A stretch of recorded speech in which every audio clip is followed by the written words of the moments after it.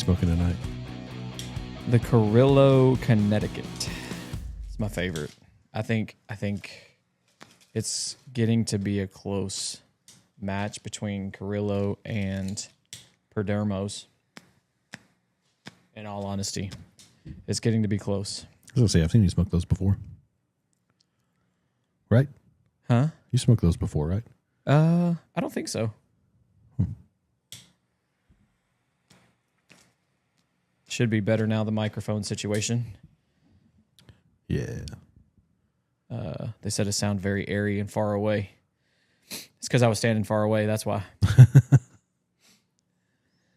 So we're now on Twitch, which that camera is over there. We have our normal YouTube cameras, which are right here. And then the big one, the main shot is there. And then now, tonight is the first time we're testing Twitch Live. Or not Twitch Live, TikTok Live. I don't know how that's going to work. We'll see. It's all experiments. We'll see. Speaking of experiments, I'm smoking something new tonight. I like Rocky Patel, but I've never had this Disciple. So, have you? No. It's good. Smells good. It does smell good. Strong cigar smell. Yeah. It smells like a man cigar.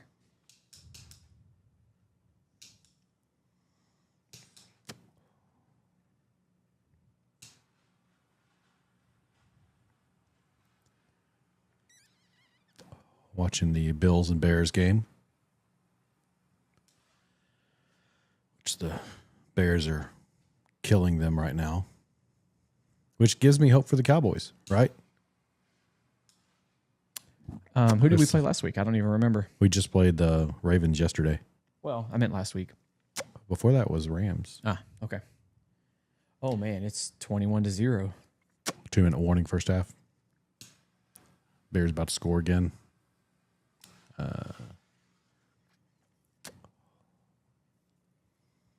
So, I don't know. It's all backups against backups. I don't know how much anybody is trying to give you a message. Yeah, I don't know what it says. I can't read. It's too far away. There's a lot of things going on that, and I can't really keep up with that. So, I don't know how much anybody cares about preseason football. Absolutely zero.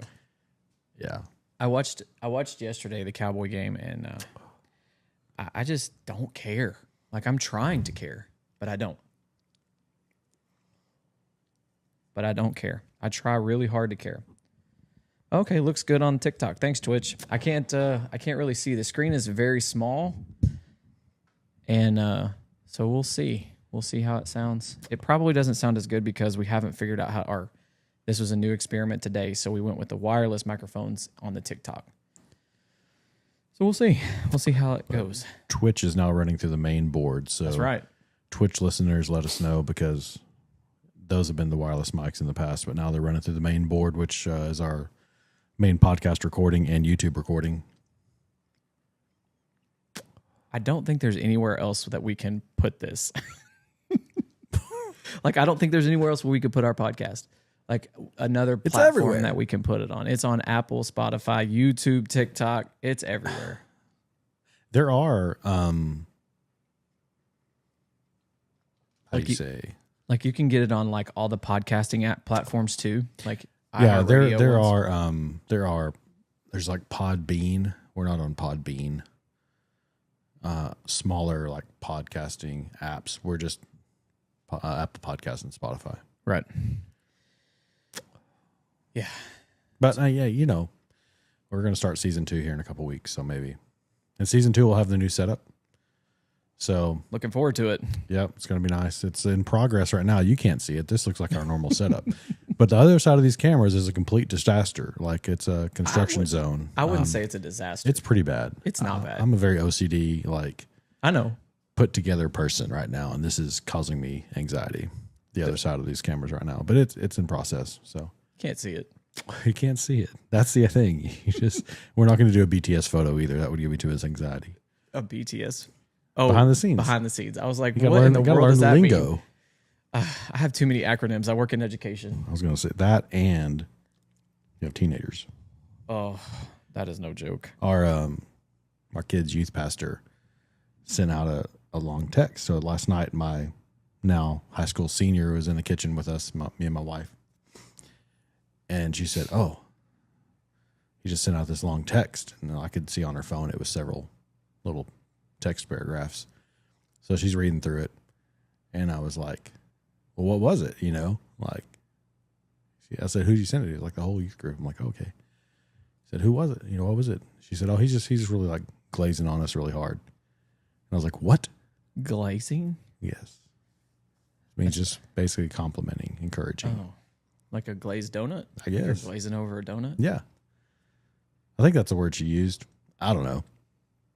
I try to pick up on her words and then use them out of context just to make her upset. That would upset my kids too. Especially in front of her friends. If I can use a Gen, Alpha, whatever they are, term out of context in front of her friends, that is the best dad moment I can have. Right now, the big one is 6'7". Yes. So I've heard that. No idea what it means, but I've heard it. Apparently, it's a basketball reference and a rapper made a video about it, and now they're referencing it all the time. Well, that one is multi-generational for kids because my high schooler says it all the way down to my 5-year-olds. Yes. My son said it this morning. But the greatest troll move a teacher can do is throw things in that they think you don't know. So they were like, "Well, what time is this one in?" I was like, "I don't know, about 56, 57, somewhere in there." And they're like, "Oh, that's not funny." Little do they know, I do know. Uh-oh, somebody get hurt? Yeah. 28-0. 28-0. Minute and a half left in the half. And they just went to commercial. That's never good. So. But yeah, it was a good first week of school. Yeah. Yeah, the, what does it say? Okay. I don't know what that means. I'll just click OK. Click OK. Reach. Oh, it's probably because I have the word cigar on my shirt. Oh. It gets us every time. And we're smoking on camera. Yeah. Maybe that's not allowed. Probably not. Oops. Oh, well. I just got a banner rolling across there now.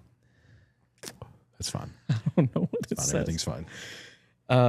So it was a good first week of school with all the new laws in place. Cell phones was the big one. I give it 2 thumbs up, man. It was a good week. Working out good? Yeah, I really was expecting, to take somewhere between, that the district, our high school would have to take somewhere between 10 and 20 phones. 0 in 3 days. Yeah, 0 in 3 days. So that's a very good sign. No, so is far. that because they just didn't take them up? No, I didn't see a single one. And I mean, I'm in the hall from 1st to 7th period. So my daughter brought up an interesting point because she's all but one of her classes are dual credit. Okay. And they have to have their phones to sign into their college classes. So I guess it's all right to get it out for that. I mean, it kind of has to be. So I think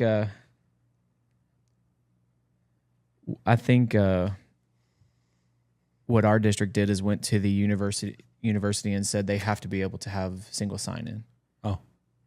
So, and it may be different because the school your daughter has is like a college and career classes in a different section of the building. Right. So that may be classified as different. Yeah. But ours is not. So I think the university may have to do something different. Who is it? I don't know. Got his leg covered. That's never a good thing. Yeah. Somebody from the Bears is being carted off the field. We don't know the players of the Bears. Number 32 looks to be in a lot of pain. So the Twitch says one teacher turned in 2 phones. It's good. That's a good week. Like I said, I really, really, really expected it to be a lot more and to be a lot more pushback. But I guess, most districts in the state did a very good job of pushing it all out pretty quick. And, being able to publicize it on social media helps a lot. Right. So I'm hoping that this trend continues. This week will be kind of this week and next week. So week if it 2. lasts. Yeah. Well, it'll last in our district. we have a no nonsense type policy. I mean, we had a policy before, but it was kind of like, but now that it has some legs to stand on, right, with the new laws, I think it'll be fine. I got annoyed by like the parent complaints. Yeah. They're like, well, what do they expect them to do? I'm like, listen, y'all, like, they'll figure it out. The teachers are just getting news of this new law at the same time everybody else is. Right. You know, like they'll figure it out, they'll make it work, and that'll be that. But it's not the school's fault. Well, and you have to follow the law. And sitting and complaining about it is not going to help anybody. No. Like, just shut up. Well, and not only that, like, the ability of the teacher to do their job just got easier, but also harder in the same sense, right? Like, I don't know if people really understand how difficult it is to entertain. And entertain may not be the right word, but keep engaged for that period of time. Children who are used to that dopamine hit every 5 seconds. Right. And that's going to take some training, like not only from the teacher aspect, but also from the student too. Now, can they have it out in non-instructional times, or is it just not at all on the campus? Not at all. On the campus. So from the moment instruction starts, so the first bell rings at 8:05, they can't have it out until 4:05. So not even before school, stuff like that. No. I wonder if kids who normally get there early are like slow playing their school arrivals so they can stay on their phones longer. I didn't notice that. Yeah. I didn't notice that. How do y'all do early morning? Do they all go to the gym, or like it's too many kids, right? So we will probably have a new policy going forward in the next couple of weeks because our district is getting so big so quickly. Right now, everybody goes to the cafeteria, but athletics is going on. There's other things going on in the morning, so that kind of pulls a part of the student body out. But right now, right now everybody goes to the cafeteria. Yeah. But I could see in the not too distant future where we have to mix it up a little bit to where some kids go to the gym, some kids come to the cafeteria. I know my wife's school's gone through several different like ideas as they've grown, but so many kids, so little space. Well, and she works at a middle school, so that means that everybody's there at the same time. Yep. Also, we have late arrival for seniors, so a lot of the seniors don't get there till second period, so that helps with that issue. But as far as like everyone else that's a freshman, sophomore, or junior that's not a male in athletics is usually in the cafeteria, which is still a lot of kids. Yeah, that's still a lot. I mean, you got early morning band too. Band, drill team is going on as well. I think those are the only big three that are happening that would pull a bunch of kids out. If you're not involved in a fall sport or activity, you're in the cafeteria if you get there. Well, but like girls athletics isn't until the afternoon. So all Gotcha. of those young ladies are in there as well. Which is, usually it turns into my favorite. First period usually turns into my favorite because it's usually all the girl athletes that I coach in my first period. Yeah, because all the boys are in athletics. They're athletics. But if it's not a boy in boy athletics, they're either in golf or tennis, which is in the evenings, or which is in the afternoons. Yeah, which I like. I like having that. Yeah. It's nice because it kind of changes your day up a little bit. But then the problem is then you get all the boys. Not problem, but you get all the boys in the afternoon. My bigger point to even asking that question is, like, teachers and administrators are just very resourceful people. We saw that with COVID about just figuring things out and getting it to work. And so I wish everyone could give some grace to schools, especially in this first week. I mean, you get so many complaints about drop-offs and pickups and things like that. It's like, y'all, give it a little bit. Our kids stay after our little kids. The YMCA has a program out in our district. So the after school program is run by the YMCA, but on the first day of school, I went and picked them up.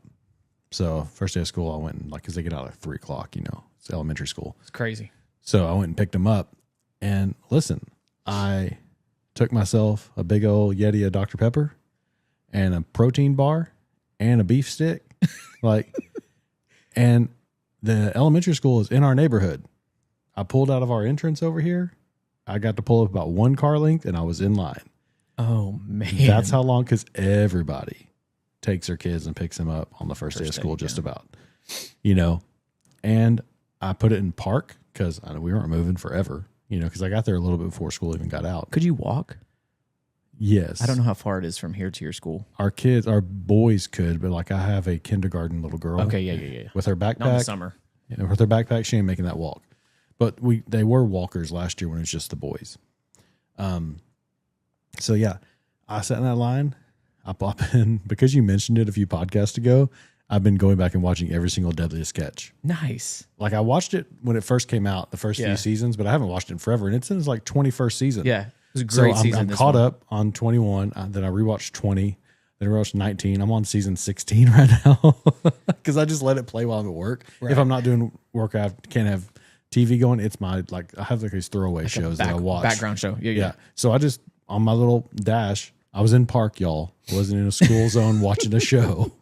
Truck was in park and watched like half an episode of Deadliest Sketch, and then we started to turn it off. We started moving and inching up. But like, you come prepared. Like, you expect it. Right. I don't understand all these people doing all this complaining and all this like hand wringing because the line's long the first week of school. Like, traffic's going to be bad. People are going to figure it out. They have police out there helping to move traffic. Right. Like, they're going to work this thing out. Teachers, like, things aren't going to go perfect for your little child the first couple of days of school. There's going to be some hiccups and things. They're going to get it figured out. It's going to be okay. Cool your jets. So I paid very close attention to the news this week, especially with having a wife that teaches elementary, and I did not see a report of a lost child in the Metroplex on the first day of school. That's a win. It really is. That is a win. Like, the fact that they can get the 600, I think my wife's school is like right at 500, maybe 600, something like that, or 700. I don't know. Mm-hmm. See what I did there? So nice throwback, nice callback. Yeah, there you go. Bring it full circle. There you go. The fact that they can get all those kids out and into the right place and nobody gets lost is amazing to me. And kudos to those workers of an elementary school, because I could not do that. No. I go over there, like, if I have to drop something off, and it is like, I don't even really know, because chaos is not really the right word, because it's not chaos. It's chaos to us. It's chaos. Like, to me, I look at it and I see that's chaos, but like to the teachers and admins, they're like, this is what we do. Yeah. Like, but it's so different than a high school. Yeah. And even a middle school. Yeah. Like, it is just a well-run machine, and everybody knows exactly where they're going, and all of them are right in step. And if something is not right, usually the people who are surrounding in that area know it's not right. You can't do that to me. When you make a face, I got to look over to see what happened. I thought he was going to get murdered in the backfield, but he just got slung down. Anyway, yeah, I agree. My sister is a elementary school principal in a different district, and sometimes she talks about wearing her Nikes. Got to run her, Yeah. Got to go catch them. Yeah. Well, and I'm also on this kick of like the amount of movement that a teacher does. I don't know how, and it may be like my mother-in-law sent a picture of like when she was in elementary school, and the whole class is dressed in like a tie, or, she was in a blouse and a skirt, and the teacher had on high heels, and they must not just never have moved. They just must have sat in front of the class and never moved. Because like, if I move, like, I'll take 20,000 steps, and I promise you, our principal and assistant principal and associate principal, they must take 30,000 steps a day. And like, our principal, the new principal we have, moves more than any other human I've ever seen. Mm-hmm. Constantly moving and checking and doing what he needs to get done. And I'm just like, man, how do you move so much? But he's used to it. So we had our first tournament this weekend, and it went really well. It's all on the Facebooks. So it there's such a fine line in coaching girls.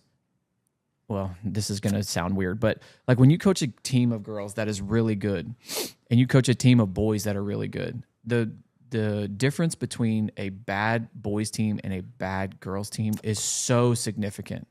So like, our team is pretty good. We have a pretty good program, and this year we're not as large of a team, so we've picked a little bit different schedule than what we would have picked in the past. And so we went to a smaller tournament than some of the bigger ones in the state, and our team was really good, and we just dominate everyone. But the problem is if we had gone to a tournament that was super heavy where we were playing 7, 8, 9 matches in a weekend, which we're about to do this weekend, the likelihood of an injury is so high. And then you play these teams and you're like, man, they look really good in warmups and then they can't do one or two things right. And even though they're our size school, like the difference between a good girls team, and this goes across in basketball too and softball, and a bad girls team is so large. But like you can have a bad boys team and the separation is not as big because just of the athlete, like just the bodies, the male body is just so much easier. I don't think I'm doing a good job of explaining this, but I'm trying to like, it makes sense in my head. And even when I wrote it down, I was trying to think about a way to describe it. Cause I always had this conversation with a teacher friend of mine, like the difference between like a 4A and a 1A basketball team on the boys side. Right. A good one is a good one. It doesn't really matter. No. But if you take a girls good 1A team and a girls 6A team that's really good, there's a huge difference. But on the boys side, it's not. It's hard to explain unless you really have seen it. Like there's like a wider skills gap. Yeah, and it's so significantly larger.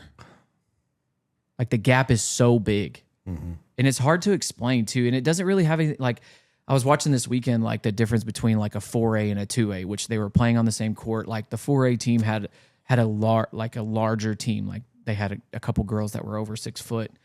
And the 2A team was really scrappy, but there was only so much that they could do because just the girls on the bigger school were just a taller team. Yeah. And so but like on the boys side, if you had played basketball against a team, like if the smaller school is just as skilled but not as tall, the skill usually will equal out. Yeah, right. But that is not the case on the girls' side. And I can't really put my finger on why it is. So a larger school has more competition. On a 1A school, if you want to be on the team, you're going to be on the team.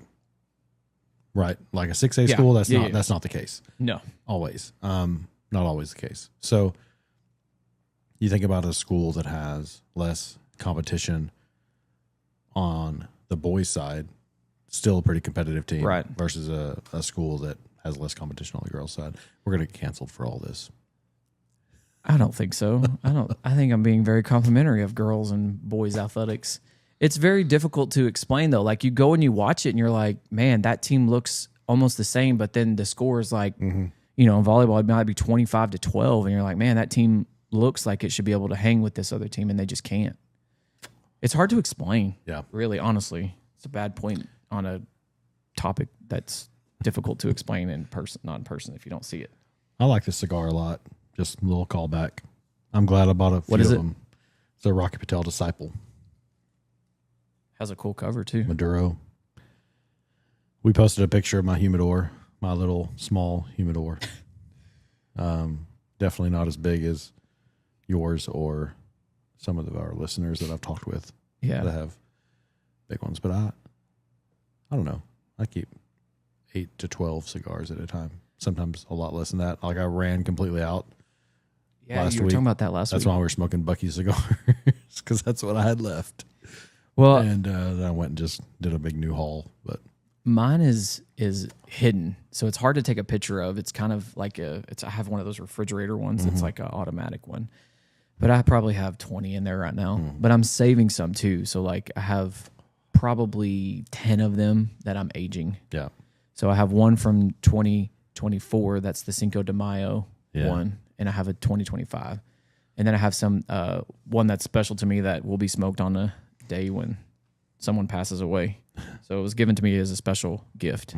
So that's the celebration cigar of their life. So I had 2 Cubans that were given to me and had completely different experiences with both of them. It's kind of odd. One of them, very dry. Smoked that one on the podcast. Another one was given to me at the same time. It was both for my birthday. Smoked on the back porch, hanging out with the wife, and was much richer, much better. Like I don't know. Could've Neither been one of them had humidity. wrappers on them. Okay. You know? The other week, I think the day, I can't remember which episode it was, but I just couldn't keep my cigar lit. And I was sitting there thinking, I was like, man, because both of us were having issues, but I just thought maybe it was the cigars we were thinking. But then, like, I got out into we opened the door to go outside, and it was like, whoo, my glasses fogged. I was like, it's because of the humidity in the air. Yeah. So that's another part that plays in it too. But yeah, I did watch the first 2 quarters of the Cowboy game, and then I didn't even watch the rest of it. I just had it on listening. Like, nobody that I care about is playing. It doesn't mean anything. You know, it's like that, and especially this next game, the next preseason game coming up, nobody's going to play in. It's going to be guys that are just trying to make the team. Right. They're going to have them out there to see if they get a roster spot, you know, or practice squad spot. But I am anxious for the season to actually begin. I'm ready. I'm glad that there's football on. Yeah. And I'm excited for really college football starts this next weekend. Is the big games this weekend or next weekend? This coming weekend. Okay. Yeah, so you got the Texas and Ohio State game. That'll be good. Yeah, I'm excited. They're number 1, right? Yeah, number 1 and number 2, right? You got to come out of the gate, and beat Ohio State, and then the rankings are going to change up. I am very excited about.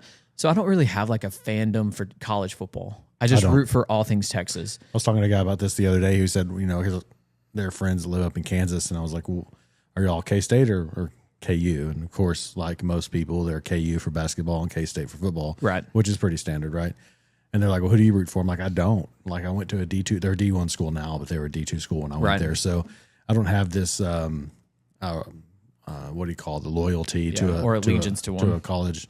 I have certain teams that I root for over certain teams, and I have certain teams that I don't like. Like, I don't like Ohio State. I don't like Bama, you know? So if you have me pick, I'm going to root for Texas over Texas A&M. You know, I'm definitely, of course, rooting for Texas over OU. My son really likes Penn State and Georgia, so I'll root for them with him, you know? Yeah. But I more or less look at a matchup and pick a team. Right. I'm with you. Almost how I am with every single game. The only difference I have of opinion is I do like to watch Alabama. Like, I like the way they run their program, especially when Saban was there. Their fan base is the reason I don't like them. Oh, okay. Well, that's a different story. It is. If we're talking about fan base. And it's not fair to the team, but which that's not the case with Philly. Like, to switch it up to the NFL, like, I just hate Philly altogether. Okay. And I hate the Astros too. Like, I hate the team and their fan base. Same. For Bama, I just really don't like your fan base. Yeah, I don't. You guys are super loyal though. But you're obnoxious. Like, you cannot say Cowboys fans are obnoxious compared to Bama fans. Cowboys fans are obnoxious, but Bama fans are a different level. But my across the alleyway neighbor is a huge Cowboy fan. Like, his truck has the big Cowboy star on it. He has the whole garage that's all Cowboy. And he was on the struggle bus last night.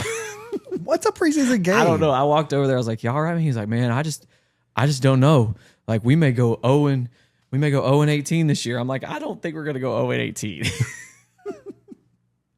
But he was scrolling on his phone, and one of his buddies sent him like the DAC where he's like screaming, and he's like screaming to go 2 and whatever. I was like, I don't know, man. We'll see. I don't think it'll be that bad. I think it'll be very mediocre like it is every year. Like, I don't think it's going to be a 4-13 year. I think it's going to be a good old 8-9, 7-10, or we may get completely surprised. Shoddy may take us all the way to the big dance, and we may get another Lombardi. It's one or the other. So you're either not make the playoffs or go to the Super Bowl? Yeah. Okay. I can buy that. I don't think we're just going to be like out in the first round. I think either they're going to be less than good, less than mediocre, like, or pretty mediocre, or like we're all completely wrong. And Shoddy is the man, and the team is set up the way it needs to be. Please don't give me hope. We talked about this a couple weeks ago, Clint. Talk about this every week. Every week. Did you see that? We are Cowboy fans. That's what we do. The report every year's our year. The report was that the Packers offered 3 first-round picks and a significant defensive player for Micah this week. They didn't take it. I think they're going to sign him. I got killed on the TikTok for saying that, by the way. That they're going to sign him? Yeah. They're going to sign him. About the 4D chess thing. Oh. Yeah. I was like, yeah, I think they're going to sign him. I mean, I don't know. Julian Edelman does not look as old as he is, by the way. No. He's a hilarious dude. Did you see him on Brady's roast? Yes. He's a funny guy. Underrated, by the way. Yeah, that roast was underrated. Oh, Well, I guess maybe in our circles it probably wasn't underrated, but Yeah. big picture. I thought it was hilarious, by the Yeah, way. it was a good one. But yeah, it was a good first week. I'm excited for football now. I'm really sad about this because I feel like this is a piece of my childhood that has died this week. Like, I'm really kind of upset about this because this sound brings back such great memories for me. But AOL dial-up is going offline after 30 years. Who still uses it? I don't know. Like, I feel like it's the most non-consequential thing in the world. Like, you can't do anything on a dial-up connection. No. Probably can't even load your email. I wonder what the bitrate download is because it would be in bits, not in bytes. I mean, that was the way it used to be. You used to have to, it would come on. I remember at first you had to log on, but I do remember the days when you could set it to log on like overnight. Oh, we didn't have that. Yeah, you could with AOL, you could set it and it would like log on like 2 a.m, wake you up with, but you know, whatever. And it would like download your emails and you could check them in the morning and then be there. I did not know that. Our kids have zero concept No of concept. of having to wait. I have a story about that for this week too. So, but I want to go back. We would have to unplug the house phone to plug in the internet. So I was telling my students this week, because, you know, talking about cell phones this week and how, you know, we just need to go back to the olden days of like pen and paper, yada, yada, yada, yada, yada. So I got to, like, I found this thing of like things that were popular in the 80s. And we were talking about like collect phone calls. I didn't have a single student in my 140 students that knew what a collect phone call was. Oh, yeah. Where you used to give your friends messages? Yes. Yes. So you didn't have to pay for it? Yeah, Instead of saying your name, you just say, you know, whatever you wanted to tell them? Yeah. And they didn't have a clue what that was. I had a handful of students that knew what a payphone was. Mm-hmm. I had probably less than a dozen that have a house phone. Yeah. Like a wired house phone. Yeah. And I was, my wife and I have had this conversation before. Since we've been married 21 years. We've only had one house phone. And it was when we were living in deep East Texas and we had no cell service. Yeah. So we had to have it. Oh, yeah. Online gaming would be a no-go, the Twitch was saying. Yeah, you can't do anything. When your online gaming session would not cut out because mom was on the phone. Well, my mom would pick up the phone and, you know, you should hear the... Yeah. Get off the internet. Get off the computer. That's hilarious. You got to call somebody. I had forgotten about that. I remember, and we must have been bougie growing up because there was a time when we got a second phone line. Yeah, we had one. Yeah. That was like, man. But it had to stay in the hallway. You were living high on the hog. Yeah. If you got your that own second phone line. Yeah. Yeah. Our kids today don't understand the concept of a phone number relating to a place instead of a person. Like back in the day, a phone number reached a certain place. Ah, okay. I see what you're It saying. didn't reach, like, everybody today has their own phone number. Right. Back in the day, like, you would call a home or work. Right. Like, I had a cell phone when not long after I turned 16, but it was like you didn't take it with you because it literally would just make phone calls, and then eventually they started being able to text. But there was one time when I went somewhere and like had a problem with my truck, and I just didn't have my phone with me because you just didn't think to take it with you all everywhere, right? And so I had to like go into like a Taco Bell and like ask the manager, "Can I use your phone?" And like call. Like you used to have to do that all the time. Like before cell phones, if you got stranded somewhere, you have to like go to a business and like ask to use their phone. That's crazy. And like call for help. I don't think I ever had to do that. I'm trying to think. But I never really, like, driving was never that far. You know what I mean? Like, now my daughter drives all over the place. Yeah. But I don't remember going much past Rockwall. Definitely didn't go over the lake. See, I was allowed to. That was a big thing. My sister was not when she got her license. But the first day I got my license, I drove to Dallas. Oh, no. But I was helping my dad out. He needed something picked up from the supply different. house. That's different. And the supply house was in Dallas. My dad owns his own business. And so I was like, I got to run pick this up. I was like, okay. Yeah. My dad taught me to drive going to West Texas to Abilene. Yeah. On that 2-lane road. Woo. Yeah. Ranger Hill. Yes. Terrifying. Especially like the first time when you're on that hill. Yeah. Man, and it's better now. I don't know if it was like, well, you just drove that, so it's a lot better now. So that sign that we got to go up in the new part says you're only supposed to smoke to like right here. I know. I feel like you're wasting it. I do too, but apparently this is all, the filler goes there, and it says it has a term. I can't remember what the term was, but like that's the reason why the band is there. So it's about a finger width. Okay, that's where you're supposed to stop. That's where you're supposed to stop. I'm going to smoke this whole thing. I like it. This is a good cigar. But apparently the filler Highly stops recommend. right there. It has a name. I forgot what it was. You're a Rocky Patel disciple. The Twitch says something about shout out to party lines. I don't know what that means. I remember that, but I forget what it is. Like I remember gaming parties. No. It was a type of phone line where you could call in and everybody could talk. Oh. Like you would all call into this number, and it was like you're all in a group chat on the phone. I don't. Okay, that's something I did not know existed. Okay, I know what Sign three-way that calling will is. go up in the new studio, but Everyone on the street had a phone line. Like I know what three-way calling is, but a party line is. yeah. I don't know what that is. Huh? Who knew? Who knew? Who knew? What is it called? That section of the cigar?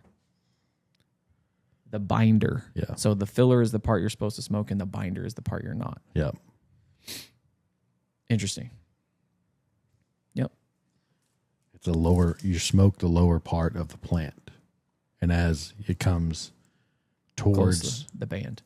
towards the band, it's the higher parts of the plant, which are the lesser tobacco. Correct.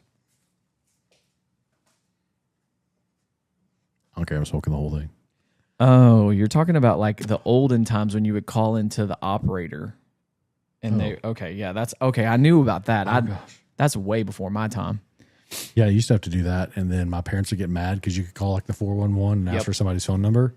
You know, which is crazy. Like, can you imagine having to call and talk to a real person? No. And be like, I need the number for so-and-so in this city, and they would give it to you. And then for an extra charge, which is where my parents would get mad at me, you could like press 1 to connect, and it would just go ahead and dial the number for you. Versus... That's a wild concept, too, that was even like a thing. Yeah. So I was also telling my kids, I have like a programmable clock on my wall, right above my screen that has like the time on it. Because now they don't have their phones, so they can't check their time, which is a whole nother conversation in itself.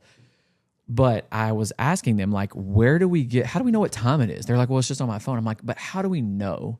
Like, if we didn't have our phones and we needed to know what time it was, how would you know? And they were like, well, I don't know. I was like, you used to call.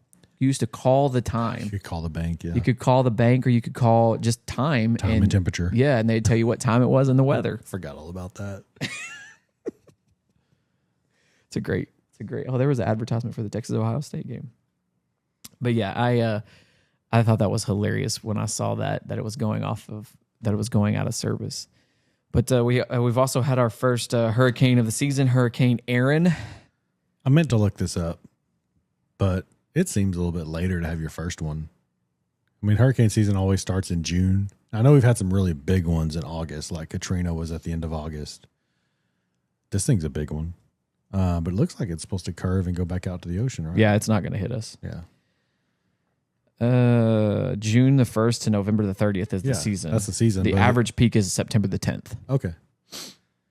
So first one named hurricane August 15th. So this past Friday.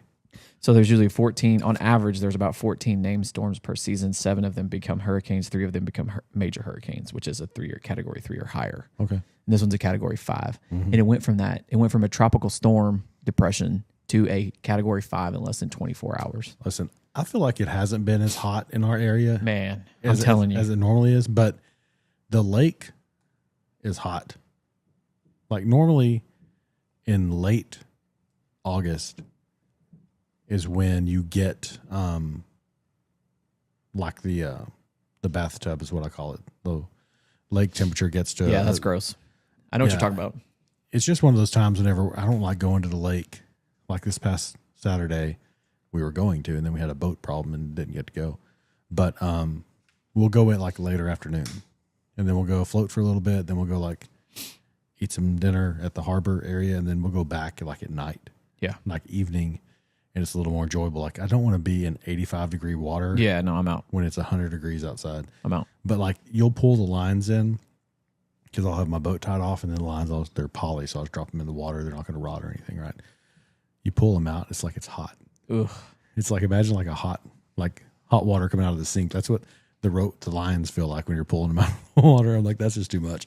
And it's gotten there a little bit earlier this year. Like normally this time of year, you don't get there till like the very end of August, and then all of a sudden it starts really cooling down after Labor Day. But we're supposed to have first off, tomorrow was the first emergency heat warning that we've had of the year.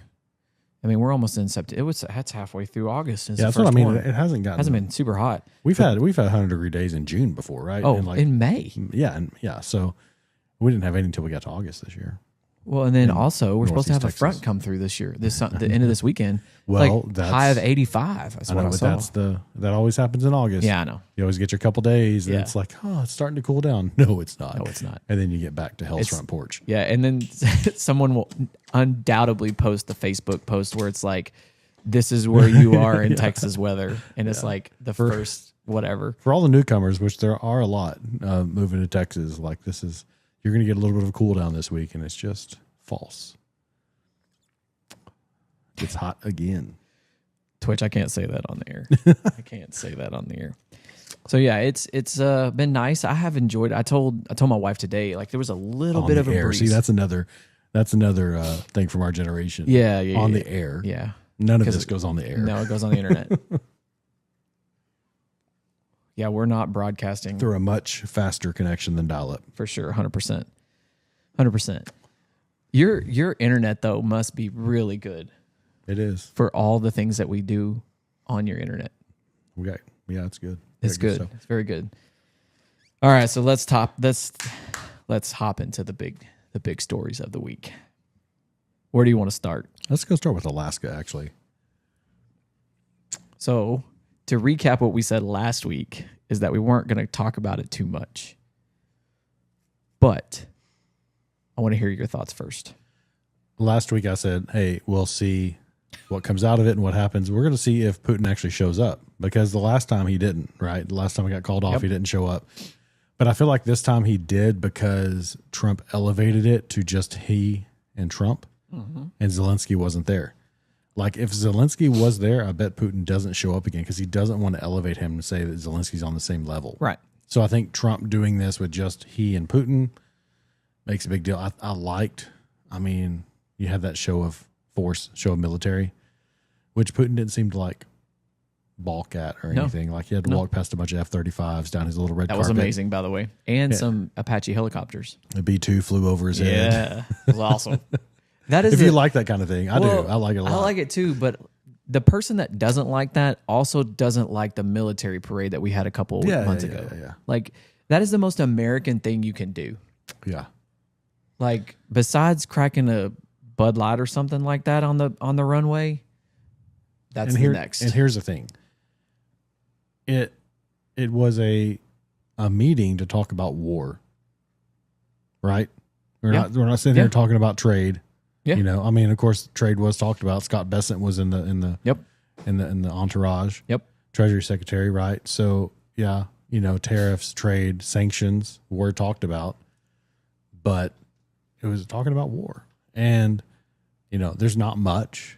You really have to look to try to find any type of results of what came out of it. Yeah. Basically, what came out of it is, you know, we've got this on the table, but as Trump said, Zelensky's got to agree. Right. And he's at the White House. Well, my original thought is that, first off, there's a couple of things that I took note of, and I had been listening to, I believe it was Bill Clinton's advisor to Russia, and then also he played a part in Obama's administration. I can't remember the guy's name. I should have wrote it down. I can't remember.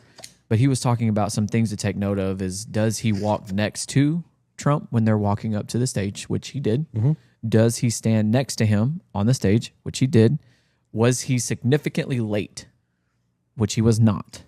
And that will tell you the importance that it is to him. Yeah.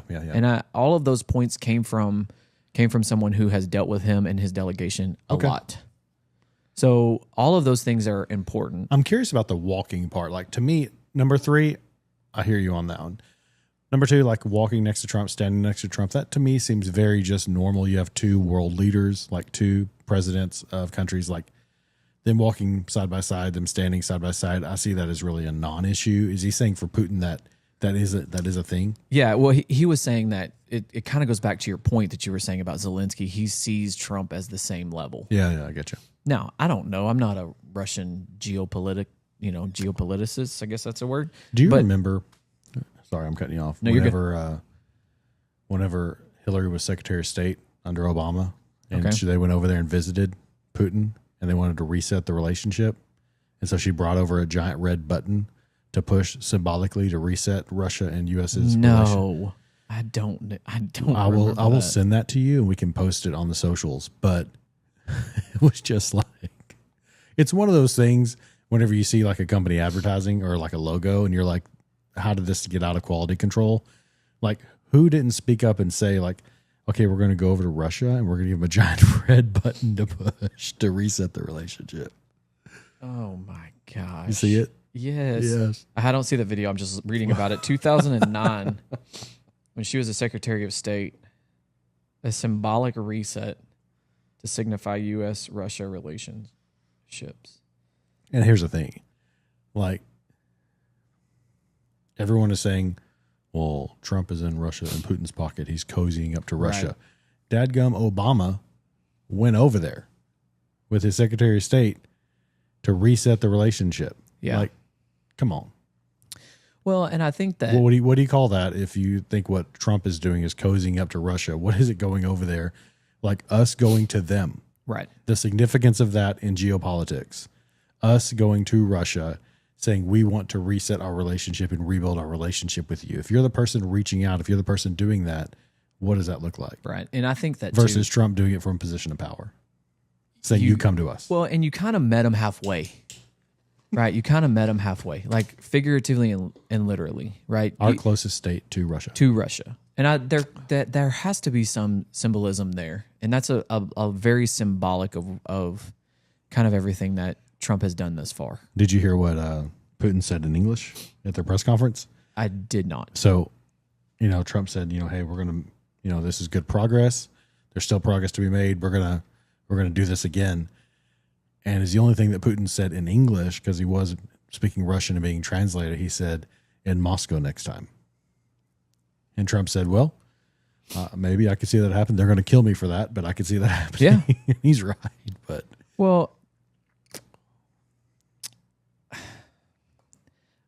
I would view this differently if this meeting was held in Moscow. Yeah. I'm not sure how I would feel about our president going to Moscow at this point, regardless of who it is. I don't care as much now that Putin's come here first. Okay. But when it comes to, big world politics, if you want to get anything done, you can't just sit back and say, no, Putin's this, Putin's that. We're not going to do anything. Like, you've got to go engage with these people. And I don't agree with everything you've done. We don't agree with you going in and taking land from neighboring Ukraine. We don't agree with any of that. But if we're just going to sit back and not do anything because we don't agree with you, like if we're not going to talk to you, if we're going to cancel you, so to speak, because we don't agree with what you've done, then there's going to be no progress and nothing's going to happen. Well, and Rubio was on the news cycle this morning with all the Sunday morning news. Right. And MSNBC, ABC, CBS, they were all grilling him about it's come out. One of the big things and only things really that has come out is that a ceasefire is not on the table. Yeah. It's either complete peace or nothing at all. Yeah. Which I kind of agree with at this point because ceasefires haven't worked yet. And Zelensky has to agree with that. Yeah. Because he's the one saying it. And he's right. Like they have these ceasefire agreements and they either expire or they just don't work at all. So, right. We've tried that 3 or 4 times. Something different has to happen now. And I think it's going to result in maps being redrawn. And you're just going to have to be okay with that. It appears that there's going to be the Crimea is going to be the one that the region that they take eastern or not take. I don't really know what the terminology would be to set that boundary, the new boundary. I don't know what it would be. So tomorrow, Monday, the 18th, Zelensky will be in Washington, D.C. with the British Prime Minister, the French Prime Minister, the German Chancellor, At least there's supposedly going to be more, but that's all I could find when I left the house when I was doing some research. But I think it's going to be, I mean, at least it's a step in the right direction, it appears. Right. And I mean, I don't know. Hillary Clinton said that she would nominate Trump for the Nobel Peace Prize if he achieves peace with no lines being redrawn. So, but that's not going to happen. No. I mean, she knows that. She's never going to. That's why she said what she said. Right. But Gavin Newsom is running for president, so maybe he'll fix it. He's got to be running. He's got to be. Like this last week to 10 days has been an absolute barrage from him going against Trump, speaking out against Trump. Like his press office has been a pretty fun Twitter follow. I get your press office is going to be a little edgier than the actual candidate, but I mean, they're doing stuff like, they'll say like Trump and then they'll put in parentheses tiny hands because that was a thing. People talked about his hands being small. Back in the first term, like, so little stuff like that, but they're going all out.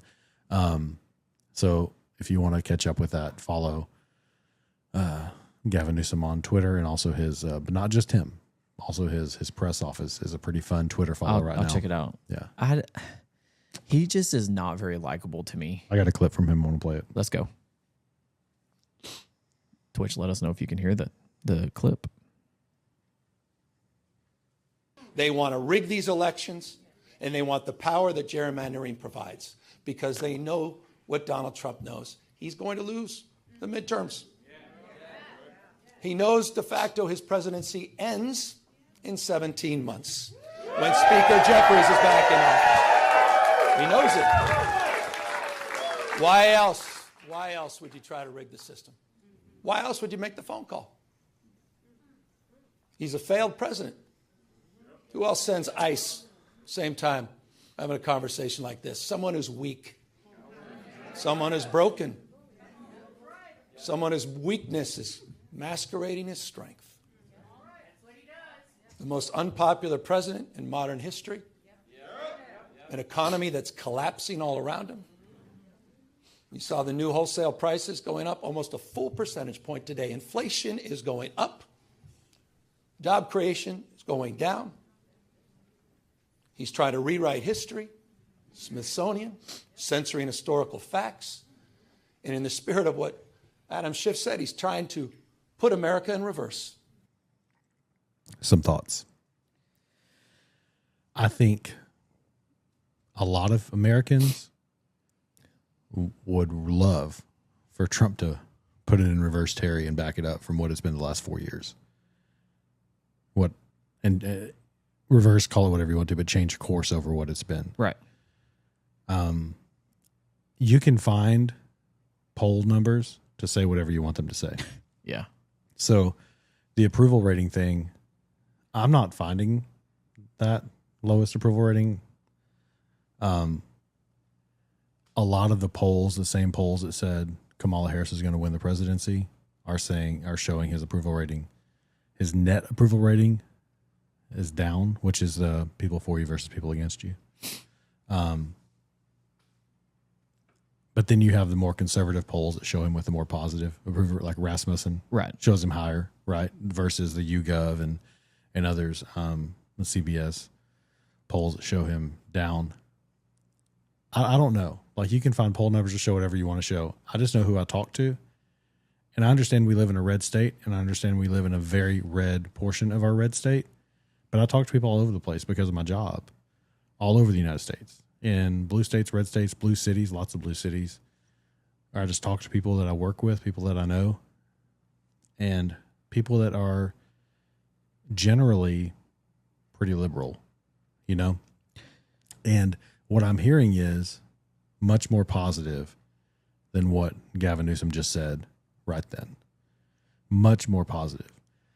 And it's kind of like Bill Maher said about, he was making fun of the Democrats for wanting to find a podcaster. They're saying we need a podcaster because yeah, Rogan's the reason that Trump got elected, and Newsom said, maybe instead of finding a podcaster, you need to find out why you lost Rogan in the first place, because he was in your corner and now he's not. And so I'm not going to refute polls, whatever. I don't know. You could find a poll that shows Trump's approval ratings really low. You can find polls that show it really high. I just know from what I'm hearing from people, from what I'm seeing, talking to all over this country, that's not the case.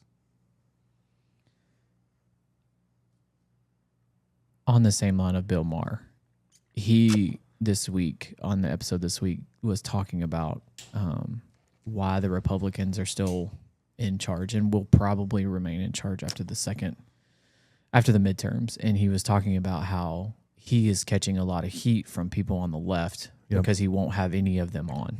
Yeah, I saw that. Now, and he point blank said, like, you don't think we reach out?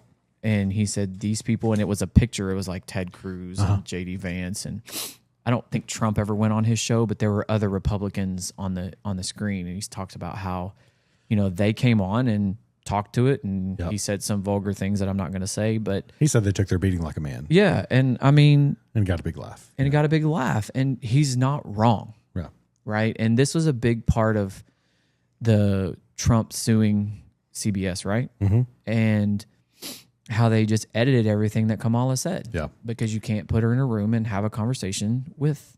That's what Bill Maher said. He said, Kamala would not come on.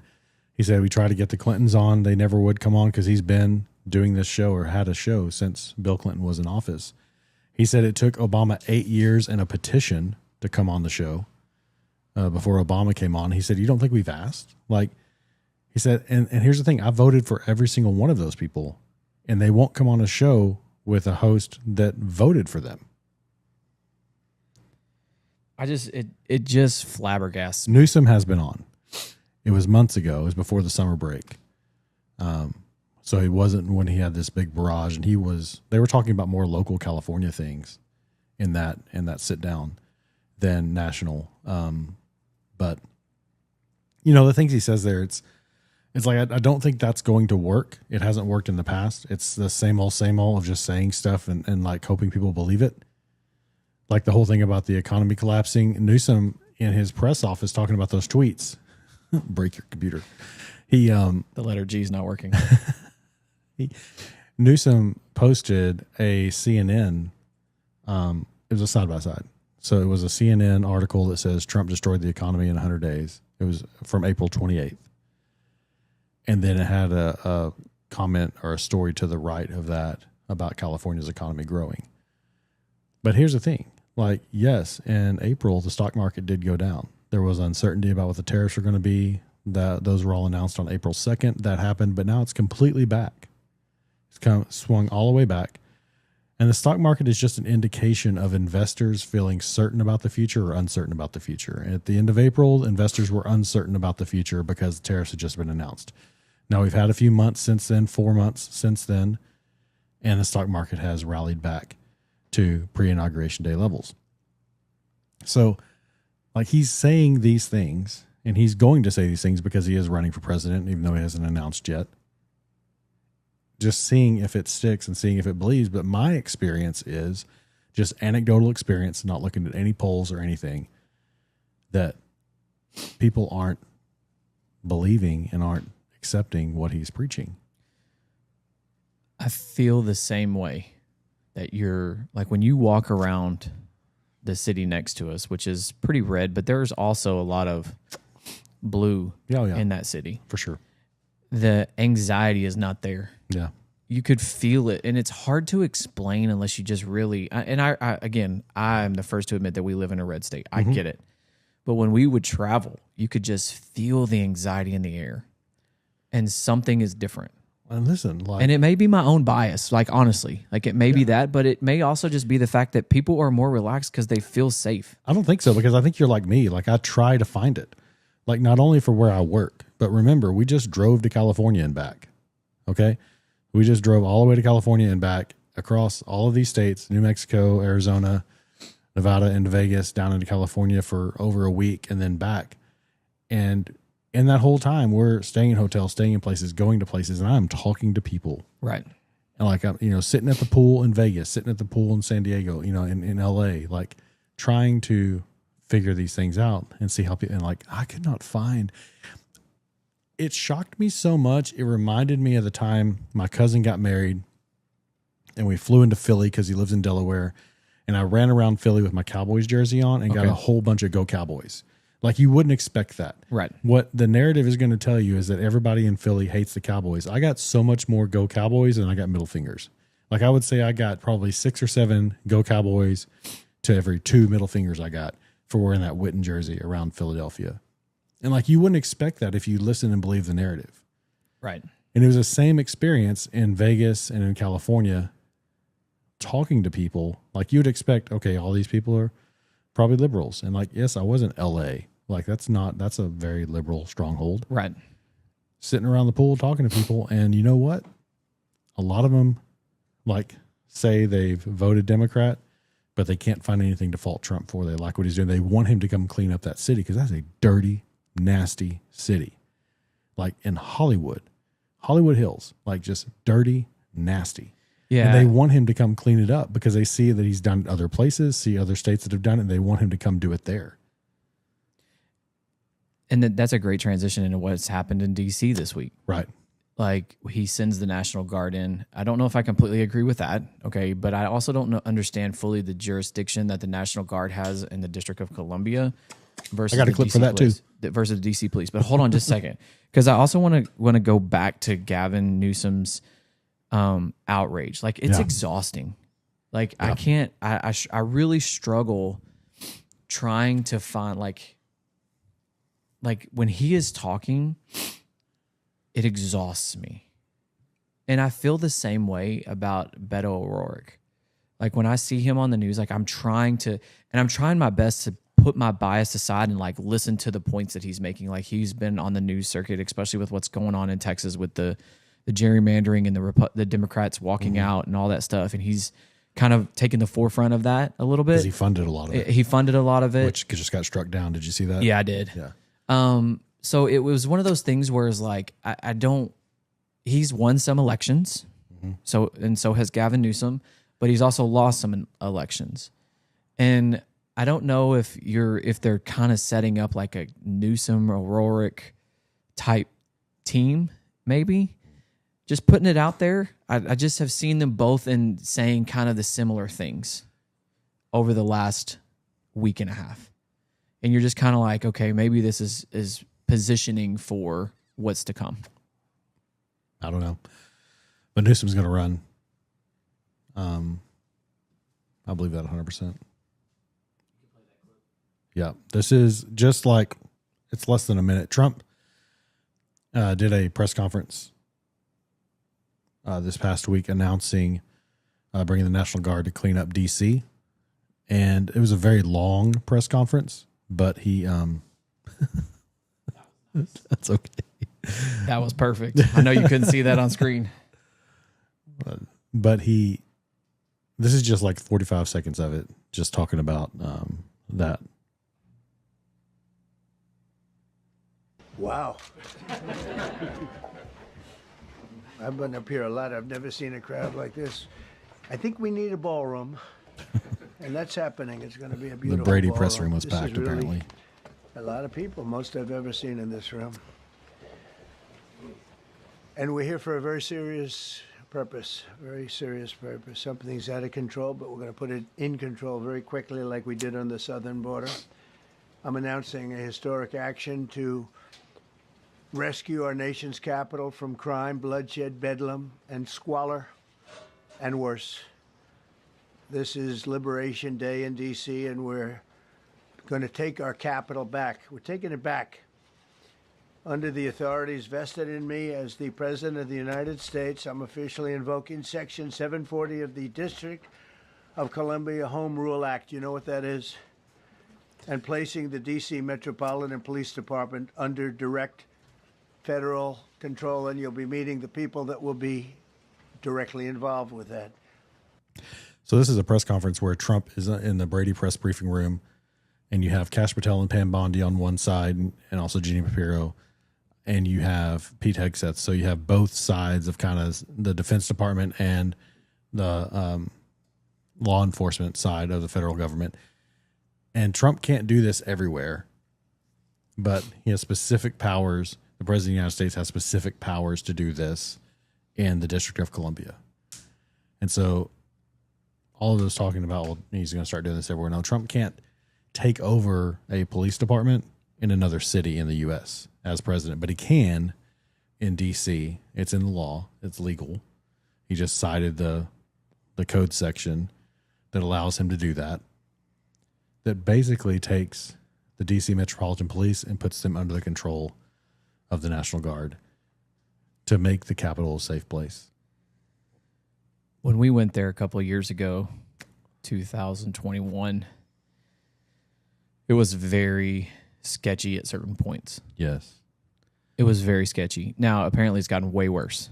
I go about once a year. When was the last time you went? For work. So it's past September. Did you feel unsafe at any point? Depends on where you go. So Gotcha. the people that have a huge problem with this in D.C. are people who live in Georgetown. Gotcha. Foggy Bottom, Farragut North. Like those areas are just, I mean, it's where Georgetown is. It's a pretty safe spot. Right. It's where a lot of the embassies are. And that's where these particular conferences I go. But I go all over the place. And nowhere else in D.C. feels that safe. But I would walk down the sidewalk from the subway station in Georgetown without feeling anything. So I'll give that to them. But if that's your bubble that you live in, then yeah, if you travel to other parts of DC, you don't feel that way at all. Yeah, see, we walked from the National Mall. We walked from the mall all the way to the Washington Monument. We walked probably 100 yards towards the White House. Mm-hmm. Then we walked back to see the Supreme Court, and we walked back to the Metro. All of which was, I mean, it was the middle of the day also in the summertime. So there was a very large police presence, but there was also a very large homeless presence. And this is 4 or 5 years ago. Right. Then the videos that have come out, again, it's hard to, like with social media and all this stuff, it's hard to tell what's current, what's not, all those things. But the images that you're seeing coming out of some of these encampments that they're cleaning up. Right. I mean, like tents that are the size of this garage in our studio area. I mean, just massive amounts of trash. They had like 14 trucks of trash trucks just lined up, just putting things in there. Mm-hmm. And like the Federal Triangle feels pretty safe too, to me. Like just kind of, Georgetown is northwest, down past DuPont Circle, Federal Triangle. But then as you keep going that same direction to the southeast towards, I think the subway line ends there at Anacostia. Okay. Like that's not Sounds a safe about area. Yeah. That is not, like you go down there, that is not a safe, you go down, take it all the way down to where Reagan Airport is. Yep. That's not a safe area. You don't want to be walking down those streets and down those sidewalks at nighttime and feel very safe. And so Trump has the authority to do this. I have no issue with him doing it. I was not at January 6th of 2021, to be perfectly clear. It was in the summertime. Did you say 2021? Yeah, that's what the Twitch says. Were you there? No, I was not.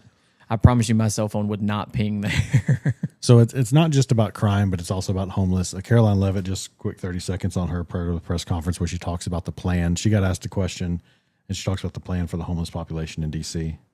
Regarding the president's efforts in Washington, D.C., do you have any specifics about how homeless people will be dealt with, where they would be moved to? What does this look like? I do, yes, and it's an important question, so thank you for raising it.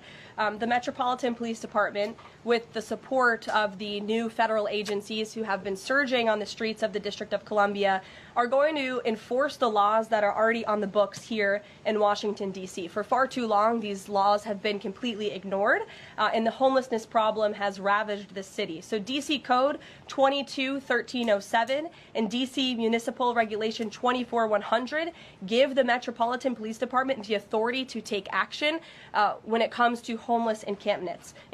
So homeless individuals will be given the option to leave their encampment, to be taken to a homeless shelter, to be offered addiction or mental health services, and if they refuse, they will be susceptible to fines or to jail time. We also want to make D.C. safe and beautiful, and that involves removing mentally disturbed individuals in homeless encampments as well. He had talked in one of his social media posts about moving them very far outside of the city. Is that off? No, it's not off. We're exploring how we could do that. But again, homeless shelters, offered addiction and mental health services, or jail if they refuse are the options on the table right now. What do you think about those 3 options? I don't have a problem with any of them. No. I mean, obviously, like, you're going to get the first 2. And if you don't do that, like, people are going to zero in on, like, you're going to put all the homeless people in jail. You know, that's what the third option is, what they're going to zero in on. But it's important to remember that's the third option. She said they may be susceptible to. So, like, if you don't go to a shelter, or if you need mental health support, medical help, if you don't go to one of those 2, then what other option is there? there's not. And I think a lot of even liberals who are living in major cities with a big homeless problem, they may still be talking to their liberal friends and talking all liberal and Trump this and Trump that. But I'm going to bet they're looking at this and be like, I wish they would do this in our city. Yeah. I feel, and I'm just going to level with everybody, the most unsafe walking down the street when there's some dude holding a bag or whatever, yelling and screaming just out into the air. I don't feel unsafe running into a 7-Eleven real quick with a couple dudes standing out front. Yeah. Like, that's fine. That's whatever. I feel most unsafe, especially if I'm with my kids or my wife, my family, walking down a sidewalk, and there's someone who's clearly mentally disturbed screaming off into the distance. That's when I will turn and go the other way. Yeah.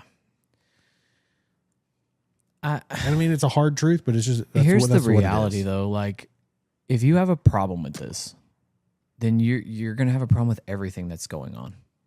Like, nothing, you are the epitome of everything that I don't like. Because, like, if you're not for, if you are choosing homelessness, now I've been around people who choose it. Like, that's just what they want to do. That's your prerogative, right? Just don't. But what goes along with that is abuse and mental illness and all of those things. So what happens and how do we fix it? Right. Like, if we've done nothing about it, I mean, as a country, we really don't have a good answer for it. That's what I mean. Like, how do we, if this is not the solution, like, if this is not a least step to fix it, then what better outcome do you have? That's the thing. And other people will point to, well, they're homeless because of this, they're homeless because of that, they're homeless because of this. Okay. Like, we can also address of how they got there, but we also need to address the problem of what do we do now? Right. So what's your solution, right? Like, if you don't like this, then what else? You either have to say, if you don't like those 3 options, I think you're at a point where you either have to say, no, I'm just okay with the homeless issue as it is right now. Status quo is fine, which I don't agree with. Or you have to come up with another solution. Like, don't just complain about the issue. Like, bring something to the table. I always feel like, too, the Twitch says this is a bleeding heart of the liberal thought. I agree with that because it's like they're just finding we've said it 100 times. I'm having a hard time collecting my thoughts on this because I have so many things that I want to say that just don't always come off right. Okay. Yeah. So it's like, I feel sorry for people that are in that situation. If something or some program is there to help and you're choosing not to accept that help, right, then the only outcome that is there and available for you is jail. Yeah. So if they're offering you a place to stay till you can get back on your feet, if they're offering these people who have mental illness help and a place to stay, and you don't choose those 2, then the place you need to go for the public safety is jail. Which is essentially a forced option of 1 or 2 or both. Right. It's like, accept 1 or 2, or there's a forced option of 1 or 2 that's there for you. And like the reporter's question about Trump saying he's going to move them far out of the city, that's not what he said. What he was talking about is, if we need to build more shelters, then we will. Right. But we're not going to build them right here in prime real estate in the middle of Washington, D.C. It just makes sense. Like, no, we're going to move it out. D.C. is a very expansive area, right? Northern Virginia. Yeah. I mean, it is I know, because the good Air and Space Museum is actually out at Dulles. There is a smaller Air and Space Museum on the mall in the Smithsonian, but the really good one, the Udvar Hazy one, is out at Dulles. That is an hour-long Uber ride to get out there. Okay, so it is an expansive, and then you pass a lot of countryside, like with open fields and open areas to get out there. So there's a lot of space where we can, if we need to build, and I'm a very conservative, fiscally conservative person, but if you're telling me we need to build more homeless shelters, I'm like, okay, that is a place where the government can spend some money. Yeah. And that's all Trump is saying is like, we have shelters. If we need more shelters, then rather than these people living in tents in the middle of the city and not getting the help they need, we're going to put them in shelters, give them mental help. Or if we need to build more of those, we're going to spend federal money and build more of those so they can have a shelter. Like that is the most compassionate thing you can do. Yeah. Like find me a better solution that's more compassionate than that. And this also goes back to why, if you're complaining about this now and you're a Democrat, were you complaining about it 4 years ago? Right. If the answer is no, then you're just mad because Trump's doing it. Right. Like I'm kind of with you too. Like I don't want the federal government to spend any more money than they have to. But if we're choosing one, this is where I want them to spend it. And if you don't like Trump cleaning up D.C., were you also upset with Gavin Newsom cleaning up San Francisco when Xi Jinping came in? Like, there's your litmus test. Did you also not like Newsom doing that in San Francisco? If you're a liberal or a Democrat, Yeah. if you didn't have an issue with that, then what's your issue with Trump cleaning up D.C.? And if I'm being honest with you, that's probably one of the few things that Gavin Newsom has done that I'm like, okay, I see what you're doing. Like, I agree. But Do he it just again. did it. He just did it for that visit. I get it. Trump is bringing a more permanent solution I get it. to that issue. Yeah. I understand exactly what you're saying. Yeah. And Gavin Newsom needs to go in and do that in L.A. Yes. And that's the other thing. Like, you can answer this You question. cannot 'cause walk just been down there. Hollywood That's what I was Boulevard, about to ask the you. Hollywood Walk of Fame with all the stars. You can't walk down there without encountering at least 2 or 3 homeless people yelling and screaming at you, like every single block. I walk down the street with my kids, and like, you know how it is. You're all looking at stars, and like you're trying to keep everybody together. All right. Yeah. My oldest got behind us a little bit, not far. We're talking 20 feet, and this guy walks up and starts talking to her, buddy. Like, it was about to throw down. Right. Like, I hate that. Like, Yeah. why can't we do something about that? And it's not like that was the only guy on Hollywood Boulevard. I'm saying there's 2 or 3 on each side of the street, every single block walking down Hollywood Boulevard and the Walk of Fame where all the stars are. Yeah. Completely just dirty area, trash everywhere. Like, why can't you go clean that up? What is wrong with getting that guy who is screaming at my daughter the help that he needs so he doesn't do that anymore? Yeah. Well, in that way, you come and tell your story to another family. Like, I would never take my family there now. Yeah. Like, not that we would go there anyways. Like, that's not really our thing. No. But like, And it was that part of a is longer now- trip. We would Right. never just make it like, hey, we're just going to take a vacation to LA. Like, and I know people who live there, and that's the area they said that's the best area to go visit if you're going to go visit there. and that's what we experienced. Yeah. That's like when the volleyball tournaments come to Dallas, it's right at the K. Bailey Hutchinson Center. Yes. And as you're getting off of 30, the homeless encampment is right there. Under that bridge. Right there under that bridge. And if you're going really early, which volleyball tournaments start very, very early, like they're all starting to move around in the mornings because it's, right before dawn or right at dawn. And it's the same way. Now, it's not as bad as you would describe. And the Dallas police does a pretty good job of kind of protecting that area because there are a lot of young ladies and moms and families coming in. So they do a good job of having a presence there. But still, I mean, you're parking a mile away from the K. Bailey Hutchinson Center. If you can't get into their parking garage, then you're going to see it right there. Yeah. The only place where we did not see just utter trash and homeless people in LA was when we went up to the Griffith Observatory. Where you can have a good view of the Hollywood sign and all of that. And a lot of movies have been shot at that observatory. But honestly, it's at the top of a very spiraling hill. Like, that's a pretty difficult place to get to on foot. Yeah. So maybe that's why, I don't know. But the rest of LA was just completely covered up. Yeah. And like LA's on our list of places like I've seen it, I never need to go back. Is Vegas that way? No. You have a few. Okay. I don't know why, but well, on the Strip anyway. Like you'll see, But that's a handful. touristic place. That's Vegas, what I'm saying. Like, Vegas is more of like the guy sitting up against the wall with the cup out okay. kind of thing. Okay. It's not like in your face, people screaming and following you. Now we did in Vegas see one guy crossing the street right in front of New York one time, holding a paper bag in his hand and just yelling as he was walking across the street. He was clearly disturbed. But like I say, we go there 3, 4, 5 times a year, and I've seen that once. Yeah. In the past few years. Interesting. Yeah. Yeah, and the Twitch brought up, like we've talked about this before, they're going to be opposite of anything that Trump does. They're just going to be the polar opposite, which is it's getting harder and harder for them to find sympathy from both sides of the aisle. It is, and that's what Bill Maher's talking about. Like, that's been your strategy these last few elections, and you keep losing. And why not just get and this is the other thing too, and we've talked about this before, when Obama came out with the ACA, I supported it. I was like, yeah, this sounds like something that's good. We've tried something and it didn't work. So let's try this now. Mm-hmm. So a lot of people that I ran in conservative circles with agreed with it. Now we're 20 years removed from it, and now it's a failure in almost all aspects, I guess.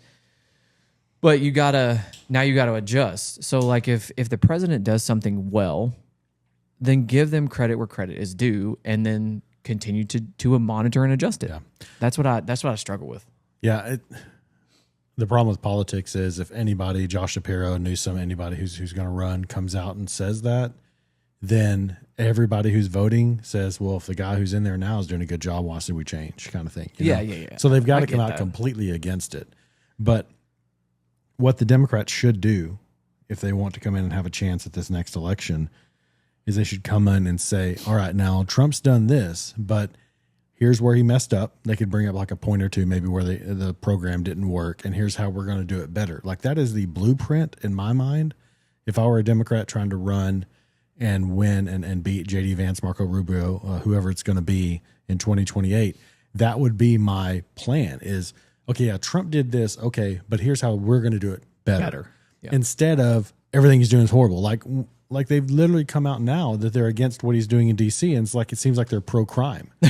You know, it's like, okay, we're the party. Yeah, we like criminals. Like, let's just be pro-crime. Yeah. Like, you can't do that. That's the wrong approach. Like, I'm not trying to help him or anything, but come out and say, okay, Trump did this. This is how we're going to do it better, and have a better plan. And then people are going to look at that and they're going to say, oh, well, yeah, Trump did this, but he kind of didn't like this, that, and the other.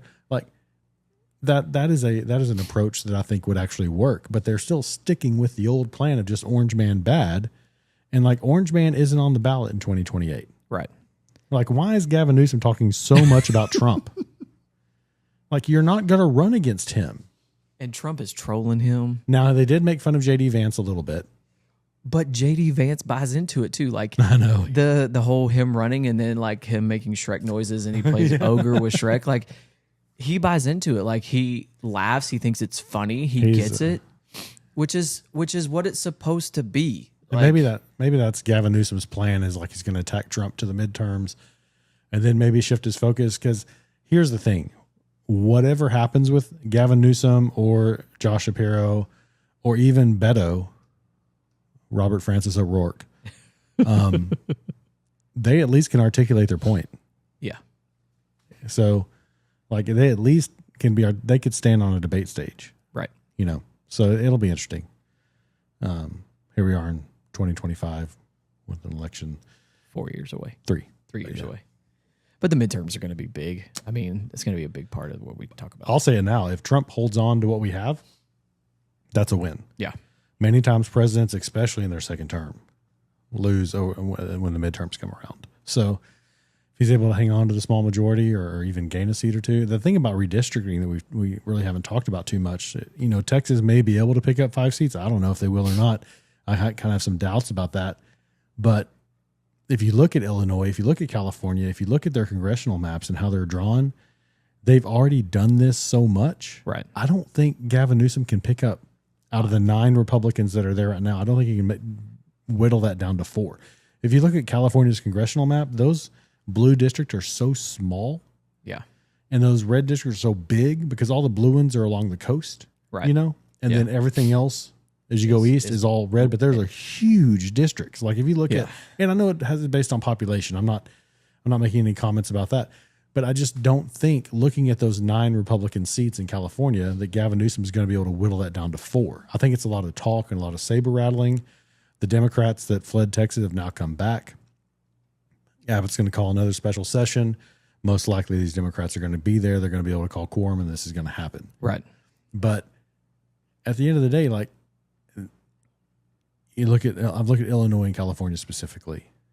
Both of those, like the one in Illinois, like we talked about, that has those districts that look like barbells, and like that one that just runs right down the highway. It has like a blob here, highway, blob here.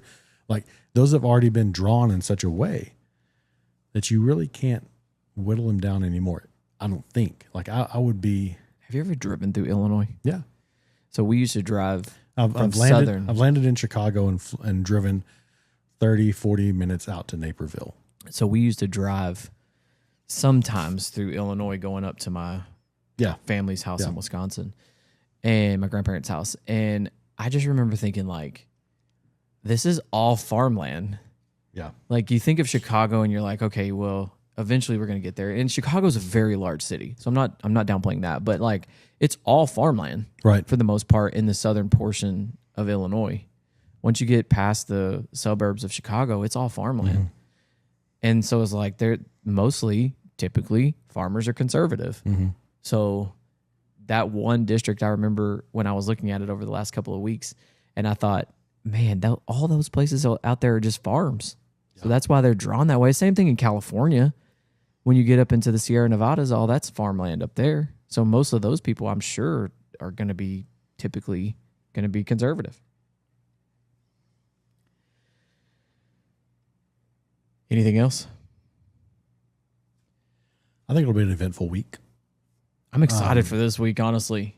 The news is going to be, it's going to be a good news week, which tomorrow is the big day.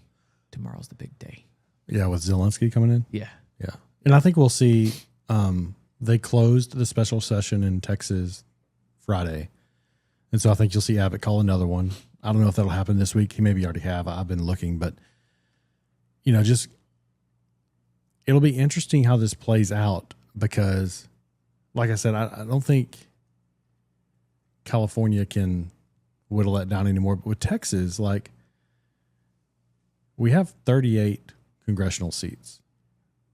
25 are Republican. You have 12 Democrat, 1 Independent. So, and that's pretty consistent though. Like people are talking about, Texas not being accurately representing. If you think about it, 38 seats, 25 of them are Republican. That's a pretty accurate representation of the number of Republicans and Democrats in the state of Texas. Or maybe it's not enough. Maybe there are too many Democrats, Yeah, hold on. I was looking to see if he had called the second session yet.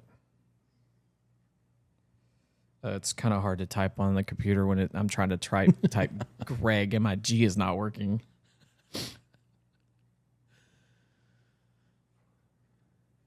So I'm just curious if he's actually called it yet or not. I know that I saw that he was going to. Yeah. Yes, he called it to begin at noon on the 15th. That's Friday. That was last Friday. I think that's when it ended. This first special session. Yes. To begin at noon, less than 2 hours after the first session ended. Okay. I knew the first one ended Friday. I didn't realize they called another one. Yeah, 2 hours afterwards. It ended at 10 o'clock, and he called it at noon. Well, apparently there's enough Democrats already back in the state to have quorum. So, I just don't know. Like 25 out of 38, it's about 65%. And I feel like Texas has more than 65% Republicans. Yeah. I think so. Yeah, I think so too. I don't know what the actual registered numbers are and who actually votes, but I feel like there's probably more Democrat representation in Congress than actually represent the number of Democrats in Texas. If you're talking about percentage-wise, 25, there's 38 seats and only 25 are Republican. That seems low. Yeah. For Texas, right? Yeah. It seems like Republicans are actually possibly underrepresented in Texas. That's kind of hard to believe. Like I know it's true, but it's kind of like, and hard to believe. We're not trying to like drill down into it. Let's just like take a step back, 30,000 foot view. You think about Texas, who has 38 congressional seats. I would expect there to be more than 25 Republicans. Agreed. I agree. I would think it would be like neither here nor there. 30. Just saying, yeah. which is what they're saying. What they're saying they can get. Yeah. Which would bring it up to about, what is that, 30 out of 38. That's right at 3/4, a little more. Yeah. Yeah, that makes about sense. Like if you told me like 75, I'm just doing math in my head here, which is horrible to do on the podcast, but a little more than 75%, maybe 76, 77%. So they asked, the Twitch asked what predictions we have for the legislative thing that's coming up. The state session? Yeah. Flood relief, redistricting, and aren't they trying to do the 3-star test throughout the year instead of the hold 1? on just a second. Let me get a list. I have it on my phone. Which I talked to some principals today, and they all agreed they would like it to be 3 benchmarks throughout the year than just one day, which I think makes sense. So we have congressional reach. Sorry, my nose is running like crazy. I don't know. Congressional redistricting. We kind of already talked about that. I think we kind of consensus think that it will pass. The disaster relief response. That's all going to get passed too. Whatever they put on the docket, that'll get passed. Property tax relief, measures to reduce property tax burdens. Thoughts? That just gets on there all the time. It does. You don't think it'll have anything to do? They'll do anything with it? What are they going to do? Potentially including increasing the homestead exemption or addressing appraisal creep through specific details has not been outlined. Yeah. We'll come back to the STAR. Hemp product regulation. Yeah. I think that one will get passed too. So I heard Abbott on the radio this week, and he is completely against outlawing it when it's below the 0.3%, which makes it not marijuana. So Abbott said he will not sign any bill that outlaws THC below 0.3%, which is basically hemp. So it's not marijuana. Above 0.3, it is marijuana. Below, it's not. And he said he won't sign any bill flat out. But if they bring him a bill, that's where he draws the line, is at 0.3%, which makes it marijuana versus not marijuana. At least we have a line in the sand. Yeah. Was that fake? I also heard on our sports radio station. Were you listening to? I wasn't listening, but I know what you're talking about. Walchuk said, because we listen to the same sports radio station, he said that apparently Travis did not draw a line in the sand. Okay, history teacher. It's speculatory. I would just my whole world's falling apart if there was not, because you go to the Alamo and there's the gold where the line was. I mean, it's probably. I don't want to believe it's not true. I would say it's probably partially true because they knew, historically speaking, they knew it was going to happen. Yeah. So the whole line in the sand thing. Are you going to stay and fight or are you going to go? Comes from the Alamo. Yes. You're messing with my Texas history. It's speculatory at best. Okay. So you can't say it didn't happen, and you probably can't say with 100% accuracy that it did. Correct. Well, I'm going to say that it did. I mean, I'm right there with you. I'm not a history teacher, but I'm saying it happened. It's been a long time since I've taught Texas history. So I think every state should have to take Texas history. It's a great history. It is a great, great history. Who else makes waffles in the shape of their state? No one. No one. No one. You can guess where you can buy that. Where you can buy Buc-ee's. Of course. That's what I was saying. I think they should open a Buc-ee's in Colorado, and they should sell the Texas shaped waffle maker in Colorado. We should open one in California right next to Gavin Newsom's house and sell Texas Buc-ee's waffle makers. He would love it. Abortion restrictions. Proposals to further restrict the abortion access. That's another one of those things. Tax burdens. Yeah. Protection against sex segregated spaces. Yeah. Election integrity. Measures to strengthen voter ID requirements. These are things that were all in the original docket. Border security. Same thing. I think that's probably going to be there. That's all kind of the same that we've already seen. Yeah. Okay, so I want to hop back to the STAR test. So the elimination of the STAR and I don't know if it's a full bill or if it's something that has just been proposed. I'm not sure if it's just like, hey, we're kind of testing the waters of the 3 tests type situation. Honestly, with the report cards that just came out, one of the measures is growth. Mm-hmm. Okay. And so, for example, in my subject that I teach, you're only tested in 8th grade on the U.S. exam, and then you're tested on the high school exam. And usually that's taking your junior year. Mm-hmm. And that's kind of the measure of growth. They also measure it from year to year, but that to me is completely It's a different stupid. subject. Well, it's not like they measure this year's group to last year's group, but you're not measuring the student independently. Mm-hmm. I think that's ridiculous too, but that's how we do it right now. So I think if they were able to continue to keep this report card with the growth measure on there, and you're testing those kids throughout the year through a state style of test, I think that would be a step in the correct direction. I agree. That gives you a better outcome and gives the district a better idea of how the school health is. Yeah, there's way too much riding on one single day in a kid's life, taking a test on one day of the year. Yeah. Like I was talking to those principals today about it, and they were saying, like the same thing you just said, a step in the right direction, right? Because like my wife as a teacher has kids that will start their test and 5 minutes later close their Chromebook. Right. And it's like that counts against her. Yeah. And it counts against the whole district. Counts well, against and the school. there's no repercussions towards that student, Right. which is here nor there. Yeah. And it's like, that's kind of like anybody who has kids or is raising teenagers today. Like, do you want your job performance to be based off what they do on one test on one day, or your company, to relate it to a school to be based off that? So I have a bit of a hot take on this. Okay. So I want to talk through this for just a second. I believe that these grades are a snapshot picture of the health of the school. I want you to think about it like that. And I've kind of been pondering this as it's been coming out, and we've had some schools in our area that have great reports and some that don't. And so I don't necessarily, if you take a snapshot picture and your school is a C, okay, and you're meeting most of your goals that you've set for the year, I don't on principle have a problem with there being a grade assessed to the school as how they are right now. Okay. However, I do have a problem when there's no consequences for that school if they continue to have the same grade.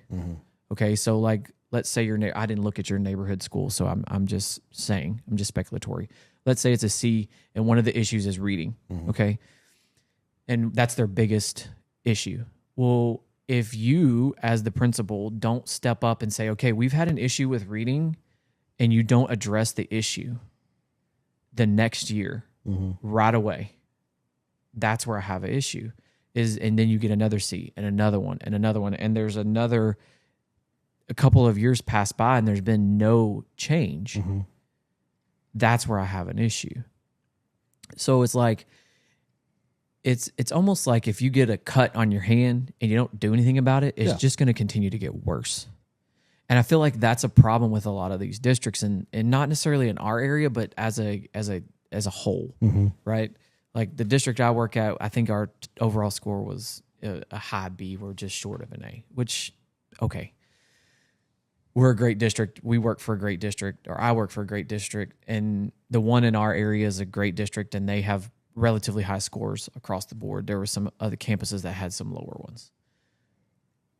If you're just going to look at it as a health monitor, not funding, nothing like that, then that's a good barometer to go off of.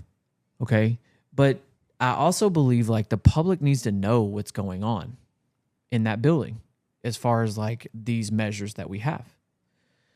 So if you're going to continue to have this reporting system the way that they have it, based a lot on the STAR, one test, one day throughout the year, then you're going to continue to have schools that kind of fall off at certain points. Like you may have a B, and then all of a sudden, boom, there's a group that's C. Then you can hop it back up, B. Maybe you get to an A at one point, and then you hop back down.